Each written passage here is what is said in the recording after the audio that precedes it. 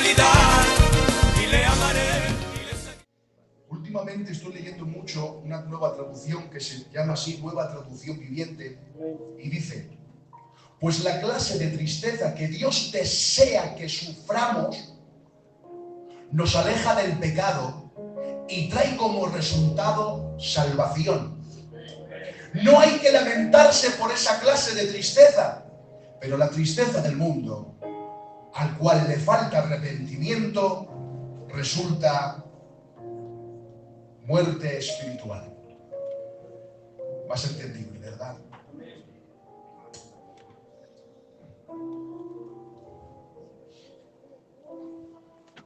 El mensaje que voy a transmitirles en esta tarde le he titulado Verdadero arrepentimiento, verdadero avivamiento. Amén. Verdadero arrepentimiento, verdadero arrepentimiento, verdadero avivamiento. Porque no sé cuántos de los que están aquí quieren un avivamiento. Un avivamiento individual, un avivamiento familiar, un avivamiento colectivo a nivel de iglesia. Todos queremos un avivamiento, pero a veces estamos muy confundidos y lo que tenemos nosotros por avivamiento no es la clase de avivamiento que para Dios es. Queremos un avivamiento bíblico, queremos un avivamiento escritural, queremos un avivamiento de Dios. Amén. No un avivamiento, la iglesia llena, rebosar, que tengamos que buscar más sillas, que venga gente. No. Eso no es avivamiento. Avivamiento no es iglesias llenas. Avivamiento es iglesias con gente arrepentida. Amén. Eso es el avivamiento. Por eso dice la palabra del Señor que cuando el profeta Jonás predicó a Nínive, vino un avivamiento. ¿Por qué? Porque la nación vino en arrepentimiento. Amén. Avivamiento no son iglesias llenas. Avivamiento es gente arrepentida. Por eso a lo mejor es un avivamiento que se van todos los de la iglesia, se quedan 20, pero 20 arrepentidos de corazón. Amén. Para Dios ese es un avivamiento. Amén. Queremos un avivamiento bíblico. Amén. Voy a hablaros de un avivamiento que ocurrió entre el año 1904 y 1906. Seguro que muchos de ustedes ya lo conocen, lo han leído, lo han escuchado predicar. Es el avivamiento que vino a Inglaterra a través de un hombre llamado Evans Roden. Miren, ¿qué manifestaciones del Espíritu hubo en ese momento? Que eso trajo un arrepentimiento verdadero. Lloraron hasta la saciedad. Hubo gozo en el Espíritu. Los servicios de oración estaban llenos de gente desde las primeras horas de la mañana por no poder dormir por la presencia de Dios que sentían en la noche. Madrugaban urgentemente para ir a la iglesia porque no aguantaban la presencia del Señor. Amén. La oración y la alabanza continuaban por horas, prolongándose hasta la mañana siguiente, del día siguiente. La nube de gloria reposaba sobre las reuniones. La gente que venía de lugares lejanos no quería regresar por la gloria de Dios que estaba ahí. Los comercios de alimentos se vaciaban porque venían extranjeros de otras ciudades, de otras naciones, a ver lo que sucedía. Determinaban que no volverían a sus hogares, sentían la gloria de Dios y no querían dejarla. Hubo una explosión de adoración, de alabanza, alcanzando cimas espirituales increíbles. La gente comenzaba a profetizar. El alcoholismo fue dejado, las bebidas quedaron en las tabernas sin ser tocadas. Cuando la convicción y el temor de Dios venía sobre ellos, renunciaban a sus vicios sin que nadie se los exigiera. Amén. Las comisarías de la policía cerraron porque no había delincuentes. Tuvieron que cerrar. Los que se dedicaban al ganado y a las bestias tuvieron que redomar las bestias de nuevo, porque en el momento que las domaron con un vocabulario pecaminoso, de blasfemias, de maldiciones, de palabrotas, y cuando, como se habían convertido ese lenguaje, ya no estaban ellos y las bestias no les reconocían ni les hacían caso. Tuvieron que redomarlas otra vez. El Espíritu Santo aceptó a la sociedad Y el tema de la gente en la calle era Dios, Dios, Dios y solamente Dios. Amén. En ese tiempo se llevaban mucho las apuestas en los juegos y la obsesión por ellos prácticamente desaparecieron. En esta visitación parecía que a nadie le interesaban las distracciones, los deportes, los entretenimientos de su tiempo, porque la gente solo estaba apasionada por las cosas de Dios. Amén. Dicen los historiadores que al parecer la nación hubiera sido convertida como si hubiera sido convertida en un solo día, porque de un día para otro todo cambió.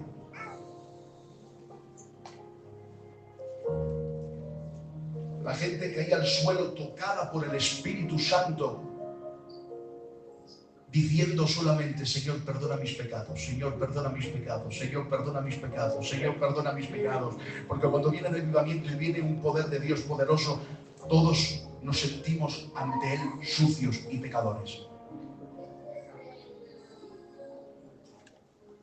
La santidad y la obediencia fueron enfatizados, deseando siempre levantar y darle la gloria en nombre de Jesús. Habiendo muchos grupos de oración y de estudio en diferentes partes de la ciudad, la gente salía al mismo tiempo para cantar y entonar alabanzas en la calle como si fuera dirigida por un director invisible. Coincidían las de todas las iglesias en la calle adorando a Dios. Los periódicos, en lugar de sacar escritos de casos malos, empezaron a relatar solamente lo que estaba ocurriendo en esa nación. El tema de los periódicos era solamente qué está pasando.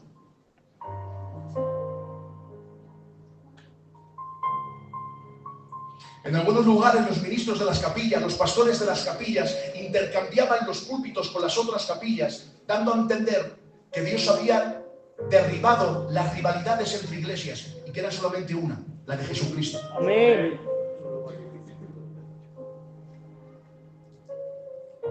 La influencia del Espíritu era a veces tan poderosa que hombres fuertes palidecían y temblaban bajo los efectos abrumadores del Espíritu Santo.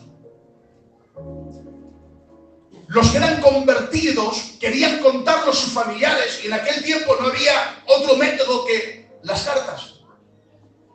Y cuando escribían las cartas para decir lo que había hecho el Señor con ellos, dice que cuando el inconverso leía la carta, era tanta la gloria de Dios que derramaba cuando estaba leyendo la carta, que querían información para también dar ese paso de fe.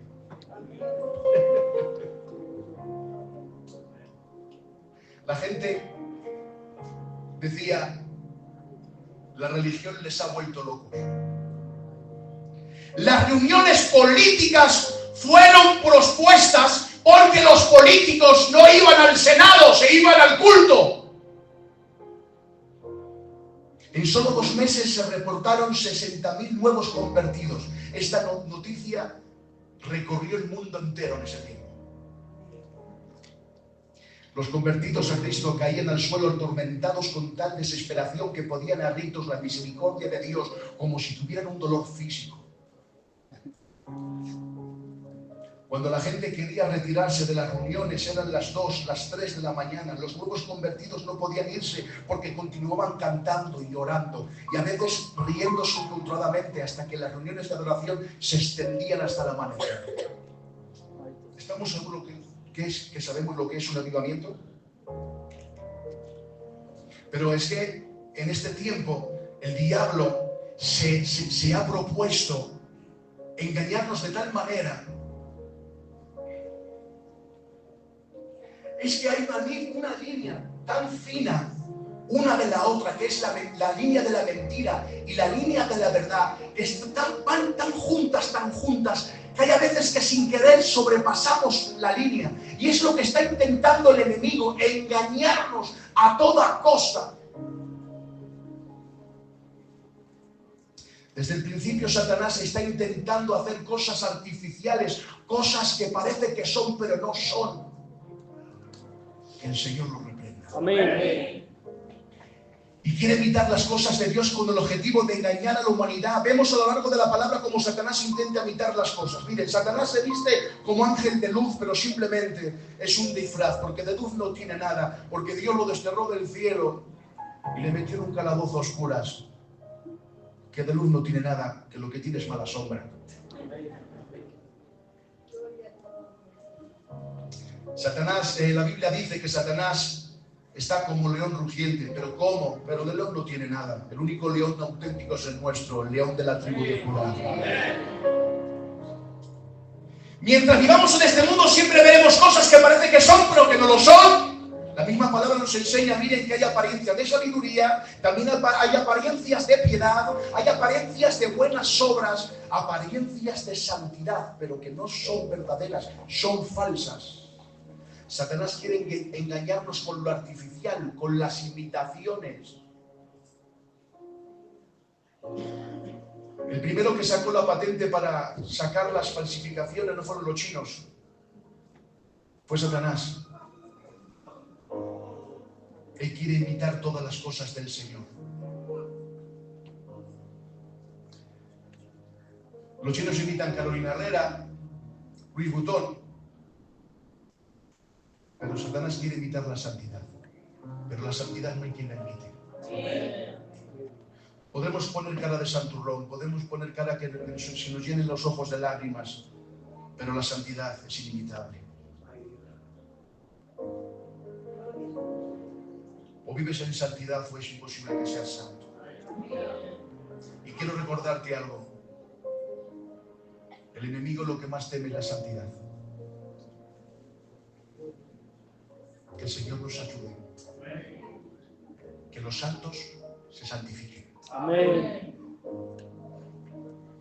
Pero entre estas imitaciones, lo que quiero hablarles en esta tarde, rápidamente, sin robarles mucho tiempo, pero diciendo verdades bíblicas, lo que quiere imitar el diablo es el falso arrepentimiento. Hoy, por medio de la palabra, vamos a intentar averiguar si tenemos un verdadero arrepentimiento o no tenemos un verdadero arrepentimiento. Porque a lo mejor muchos de aquí se creen que viven una vida de arrepentimiento, pero no están viviendo una vida bíblica. Vamos a ver qué es el verdadero arrepentimiento bíblico. Estamos viendo cosas que en medio de la sociedad, Gabriel, antes, ¿cómo lo digo yo? Fuera del mundo espiritual, antes, las películas con respeto de adultos no eran lo que son ahora. Antes en las películas de hace años no salían cosas feas. Ahora es lo normal, no podemos ver la televisión, no podemos ver las películas, porque todo es horroroso, todo es escandaloso.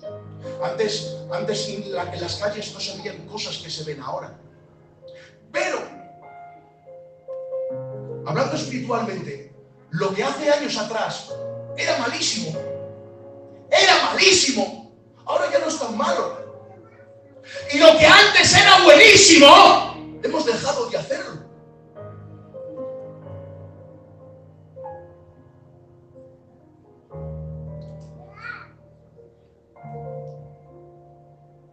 Pero hoy quiero predicarles. Y no me he vuelto loco. Que todos los que estamos aquí tenemos que vivir arrepentidamente, arrepintiéndonos todos los días. Yo tengo que arrepentirme todos los días. Y ¿saben? Me arrepiento muchas veces del arrepentimiento que he tenido, porque el arrepentimiento genuino tiene consecuencias y tiene actos que tienen que verse visiblemente. Vamos a la palabra.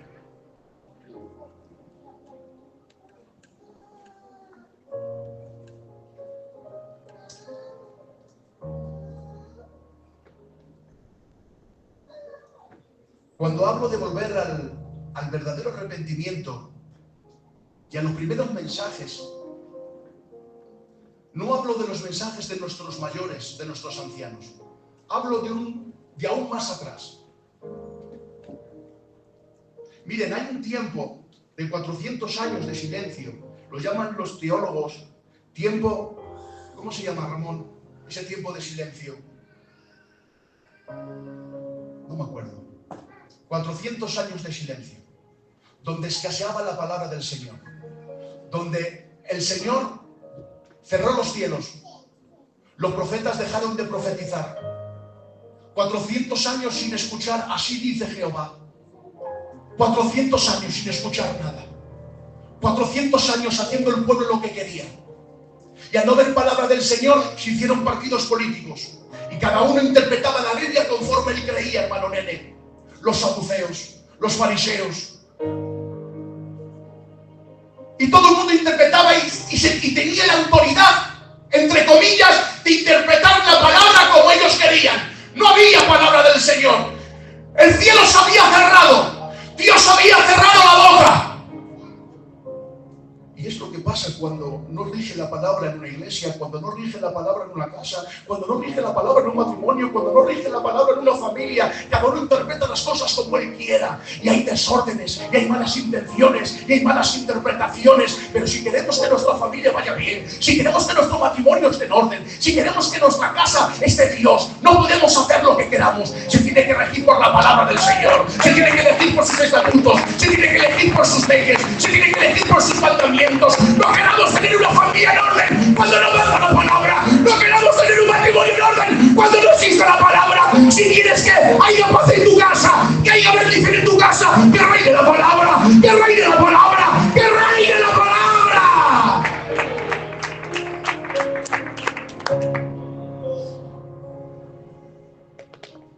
400 años de silencio. 400 años sin una profecía, 400 años sin que nadie dijera, así dice Jehová, pueblo de Israel. 400 años de silencio. Pero después de 400 años se rompió ese silencio. Y cuando se rompió ese silencio, se rompió de una manera muy diferente. Se rompió con el llanto de un niño. Se rompió con el llanto y el lloro de un niño en un pesebre. Libro de Miqueas capítulo 5 versículo 2. Pero tú, Belén de Efrata, pequeña para estar entre las familias de Judá, de ti saldrá el que será el Señor de Israel. Ese llanto y ese lloro fue el anunciamiento del rompimiento, de la terminación de 400 años de silencio. Ese lloro, ese bebé, fue el término del tiempo de sequía que vivió el pueblo. Ese llanto, ese lloro, ese recién nacido estaba proclamando: se acabó el tiempo de sequía, se acabó el tiempo de silencio, ha llegado un nuevo despertar, ha llegado palabra de Jehová, el verbo de Dios hizo carne, lloró y dijo: se acabó el silencio, el Hijo de Dios entre los hombres.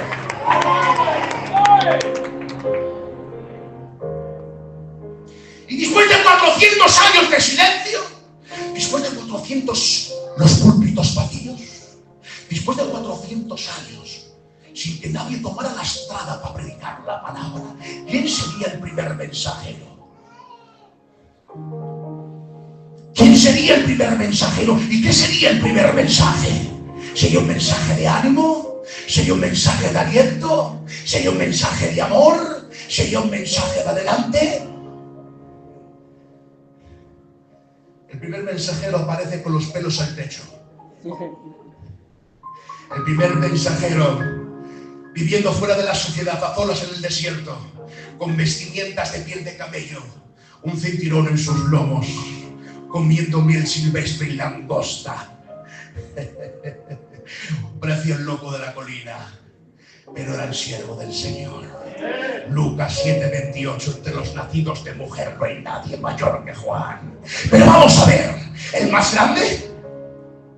¿Dice Jesús el más grande? Si yo no he visto ningún cartel en los perfiles de WhatsApp, si yo no he visto ningún vídeo promocional de TikTok, si no lo he visto por YouTube, si ahora el que es famoso tiene promoción, el que es famoso tiene redes sociales, el que es famoso, no, en el anonimato, en el desierto, sin que nadie le invitara a cenar, sin que nadie le llamara a ninguna campaña, pero viviendo toda la vida en el desierto. ¿Para qué? Para hacer un simple bosquejo, para tener el solo mensaje. ¿Y cuál era el mensaje que trajo este loco? ¡Arrepentidos!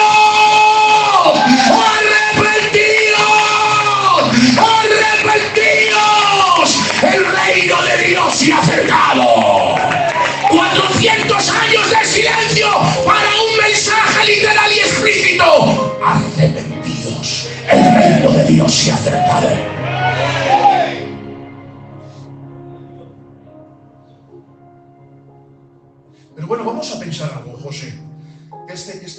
primer mensajero, Abel, le ha sentado mal el calor del desierto, que le ha sentado mal la miel silvestre, que le ha sentado mal.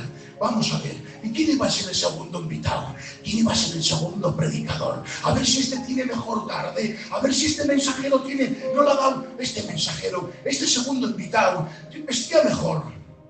Vivía entre la comunidad de aquel tiempo.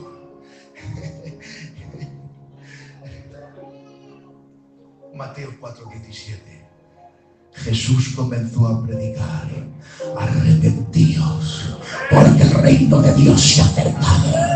Juan el Bautista no tuvo mal día, no le había sentado mal la comida, el sol no le había hecho daño, era el que había que ganar el camino, porque el día que venir vendrá. Y él coincidieron en el mismo mensaje, no se había confundido. El primer mensaje era arrepentíos y el segundo mensaje era arrepentíos. Iglesia de Aranda, han pasado 2000 y pico años, el mensaje no ha pasado de moda. Hoy no está aquí Jesús, ni tampoco Juan el Bautista, pero está nuestro pastor. Y hoy lanzo un mensaje con fe, con poder y con autoridad. Y lanzo: arrepentíos, arrepentíos, porque el reino de Dios se ha acercado.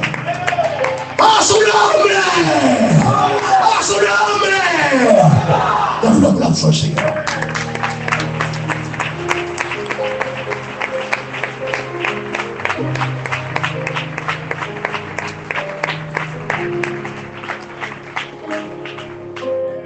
Esto me enseña dos cosas muy importantes para el tiempo que estamos viviendo y en nuestras iglesias. Que todo mensaje tiene que tener dos cosas. Todo mensaje evangelístico que no está encabezado con el arrepentimiento no está bien elaborado. Primero, hay que descubrir el estado actual del ser humano. Está muerto en sus delitos y pecados. Su vida no tiene solución ni amparo. Eres contrario de Dios. Estoy de acuerdo con evangelizar al ser humano diciendo: Dios te ama. De acuerdo. Estoy de acuerdo que evangelicemos a toda criatura diciendo: Dios ha muerto por ti. Sí. Pero primeramente hay que resaltar el estado del hombre. Y el hombre que no tiene a Dios en el corazón es contrario a Dios. Es enemigo de Dios. Pero el segundo punto de todo mensaje evangelístico es decir: tu problema tiene solución. Amén. Gloria a Dios. ¿Qué es el arrepentimiento? ¿Sabéis que sobre la palabra arrepentimiento viene de la palabra griega metanoia, que significa cambio de actitud, cambio de comportamiento? Podemos decir que es un cambio de ideas, de convicción. El arrepentimiento verdadero y bíblico es sentir tristeza. Hemos leído el texto antes, ¿verdad? Sentir tristeza por las ofensas cometidas a Dios. Mira, debería ser claro. Tu arrepentimiento no es muy bíblico si cuando vas en contra y ofendes a Dios no te duelen las entrañas, no te duele tu interior, no tienes ganas de llorar, no tienes ganas de comer, porque has ofendido a aquel que dio a su hijo en la cruz del Calvario. Si no te dueles por dentro, tu arrepentimiento no es bíblico. El que tenga oídos para oír, que oiga. Que pase un día y estés pecando, que pase una semana y estés pecando, que estés haciendo los mismos pecados día tras día y no te duelas por dentro. Quiera que la palabra de Dios en esta tarde te acuse el corazón y la mente y la conciencia. Pero no es arrepentimiento verdadero si cuando ofendes a Dios no te duele. El arrepentimiento es más que una confesión.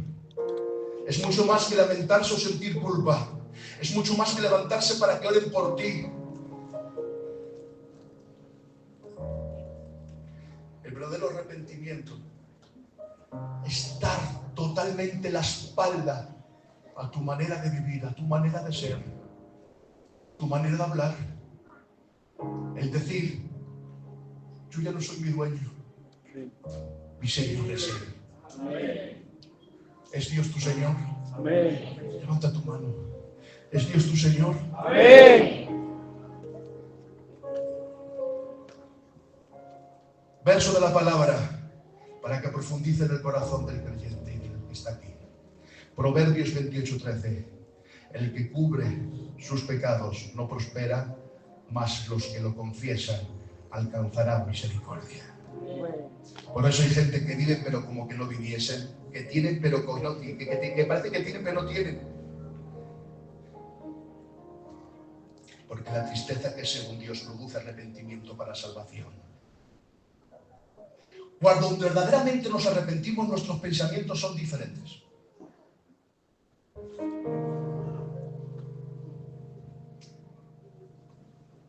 Mire que salmos. Porque todo esto quedaría en vano, quedaría muy bonito, pero si no lo apoyamos con la palabra, es como hacer una casa preciosa sin cimientos. Todo mensaje tiene que ser bonito, de acuerdo, pero con cimientos bíblicos. Amén.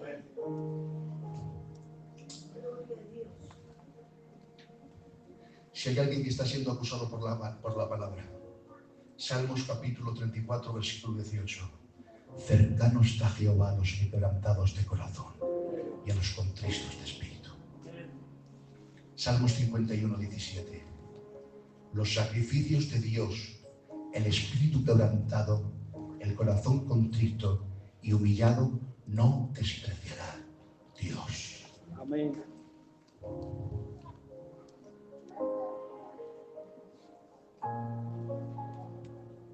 Llevo 25 minutos, ¿me aguantáis un poquito más? Amén. La persona que vive verdaderamente arrepentido con un corazón contristo y humillado, número 1, siente dolor profundo por ofender a Dios. Número 2, confiesa su pecado sin justificarse ni disculparse. El que vive arrepentido no busca culpables. Número 3, abandona el pecado. Y número 4, hace restitución si es posible.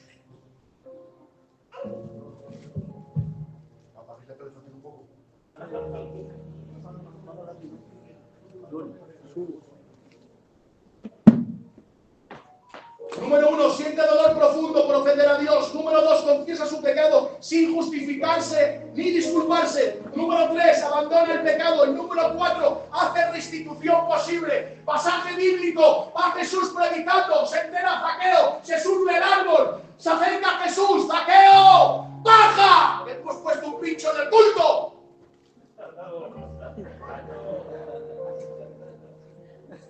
Confundido. Zaqueo, baja, que hemos quedado para hacer una merienda, pero primero vamos a jugar a la pelota. El que pierda paga la merienda. Zaqueo, vente a la convención que viene de Antonio del Moradí. Zaqueo, baja, porque es necesario que yo entre en tu casa. Amén. Porque no nos interesa llenar las iglesias de gente, nos interesa que la gente sea llena de Dios.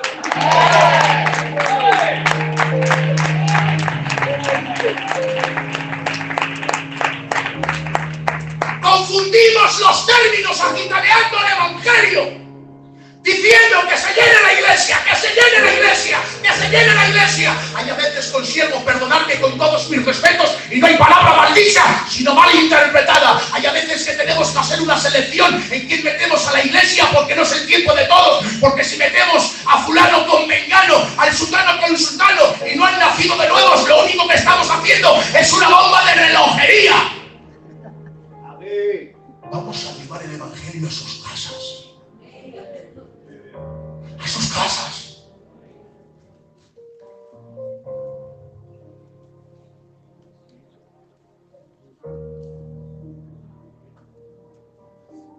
¿Que quieres entrar en mi casa? ¿Que quieres entrar en mi casa? Pero que tú no sabes quién soy yo. Ni vas a ver Jesús quién era Zaqueo. Vamos, que no sabe Dios quién eres tú. Que no sabe Dios lo que piensas cuando pasa a la hermana que la tienes coraje. Que vamos a hablar claros. ¿Qué piensas? Que Dios no sabe lo que piensas, lo que deseas, lo que murmuras, lo que criticas. Que no sabe Dios lo que haces. Pero aún así quiere entrar en tu casa.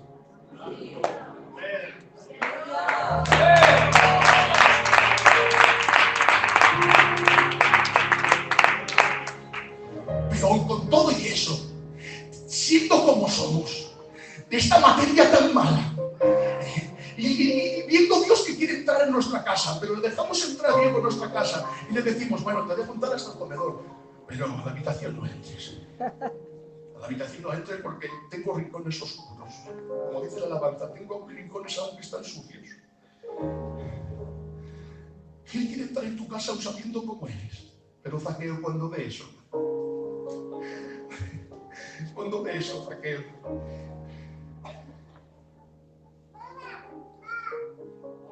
¿qué mensaje ministró Jesús a Zaqueo sin abrir las Escrituras?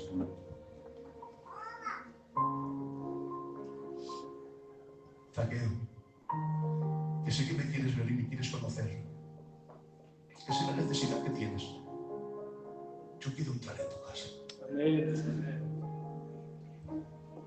¿Y quieres entrar tú en mi casa?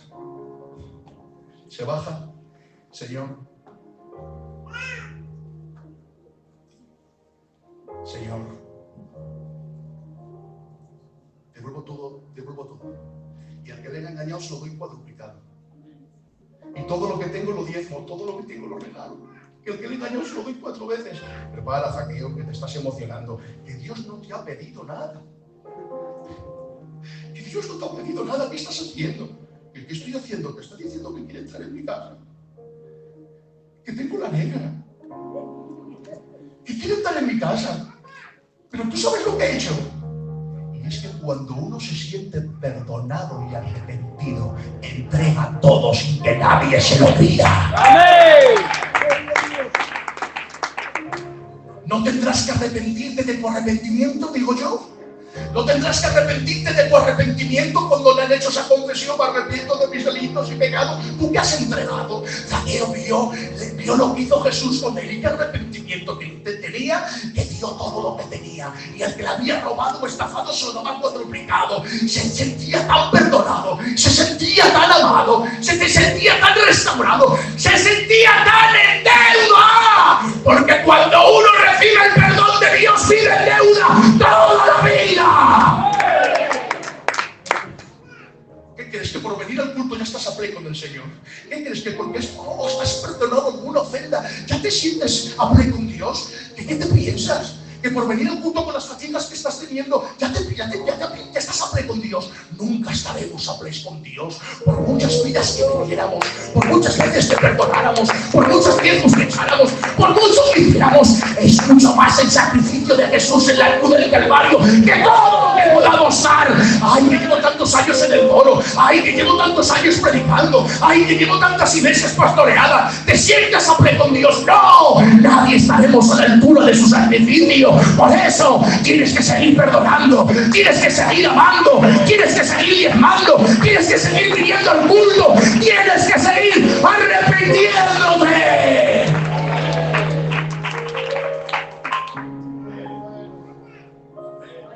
Era Dios que salgas de este culto con tu autoestima de cristiano por los suelos. Que la palabra de Dios te confronte. Que digas en ti por dentro, qué mal cristiano he sido hasta hoy. Falso arrepentimiento. El que no tenga estos 4 síntomas es un falso arrepentimiento.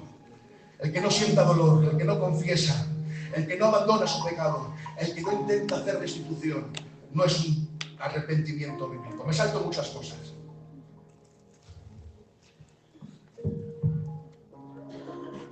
La habéis escuchado muchas veces, pero tengo que decirlo. No es lo mismo arrepentimiento que remordimiento.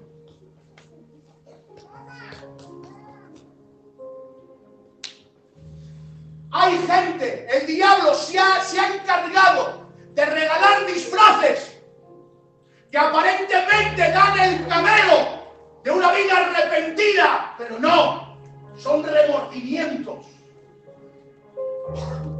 Y el remordimiento es muy diferente al arrepentimiento. El remordimiento es el efecto que tiene la persona por el conocimiento de las consecuencias de sus actos. Como os veo muy serios. Entre cólicos. ¿Conocen el dicho que tengo para ir, no? El otro día salió de collejas a diestro y siniestro en todo el culto. El otro día nos han invitado a un cumpleaños y quiero que ya no me llamen más en la vida. Al Efraín, por derretirle y sacarle de quicio, le llama Arturo. ¿Ya con eso ya? ¿Qué pasa, Arturo? Al Efraín. Le voy a buscar al colegio. Le veo saltando, brincando, jugando, riéndose a carcajadas. Y nada más que me ve a mí, hermano Pepe, nada más que me ve, literalmente, en 0,0 centésimas de segundo, empezó a llorar. Digo, ay, voy corriendo. ¿Qué pasa? Perdóname. ¿Pero qué pasa? Viene la profesora, no le hagas caso, Va a bajar los pantalones a todos.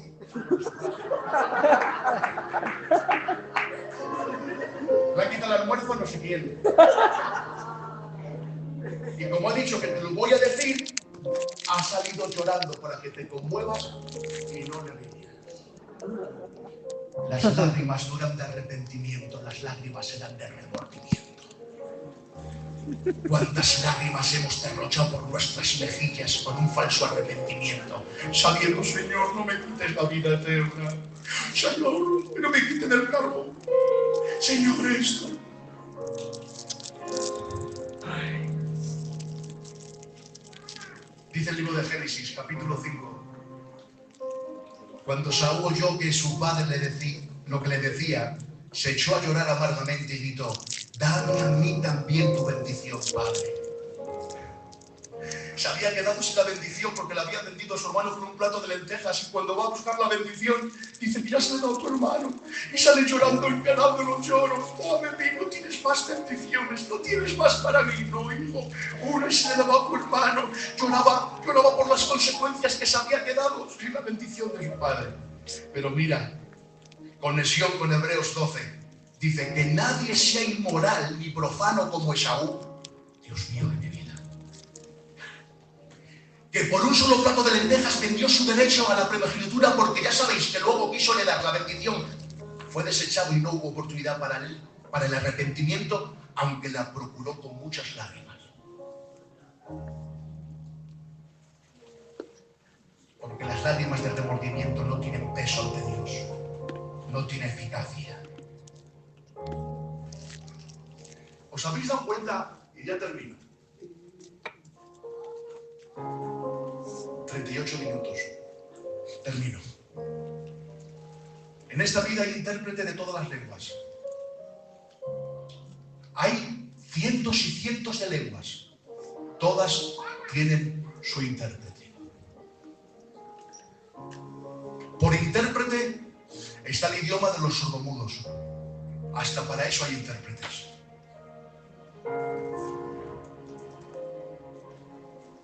Pero tú buscas del Google ese intérprete del idioma de las lágrimas.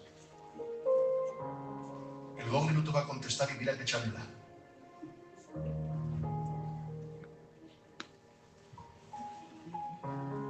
No hay intérprete de las lágrimas.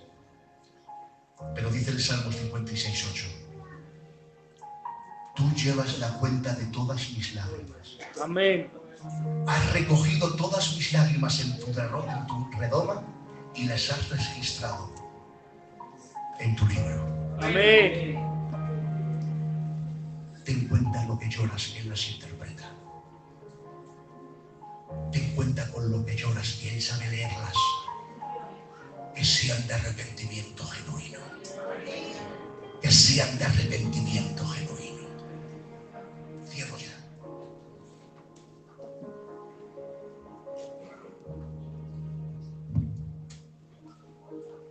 Deja sacar a mi pueblo. Faraón, déjale. No le dejo. Plaga de piojos.